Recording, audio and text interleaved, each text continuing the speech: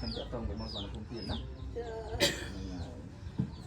កុំបារម្ភអីណាកុំភ័យកុំព្រួយណាបើទៅចាក់តងបើយើងអំពីភាពសាមញ្ញជំងឺយើងមើលថាសាច់ឈាមណាប៉ុន្តែបើយើងដើរដល់វិញ្ញាណចាក់តងវិញ្ញាណ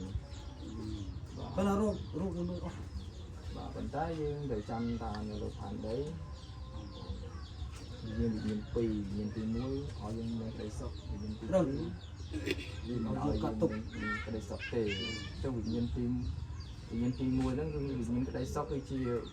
វិញ្ញាណនៃព្រះហើយវិញ្ញាណដែលមិនឲ្យយើងមានក្តីសុខគឺជាវិញ្ញាណអារះវាមកតែងតែលួចយើងបំផ្លាញសម្រាប់យើងបាទចឹងឃើញទេខ្ញុំមានមនុស្សជាច្រើនស្លាប់ដោយសារវាតាមដងធ្វើទៅឲ្យកគួរវាអត់ដឹងវាសម្រាប់បាទវាបំផ្លាញចឹងហើយបានថាពេលនេះបើសិនជា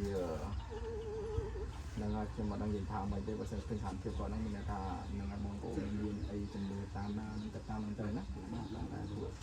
ខ្ញុំនេះថាគ្រីស្ទានគឺអំពីជំនឿផ្សេងណាជំនឿផ្សេងហ្នឹងបាទអញ្ចឹង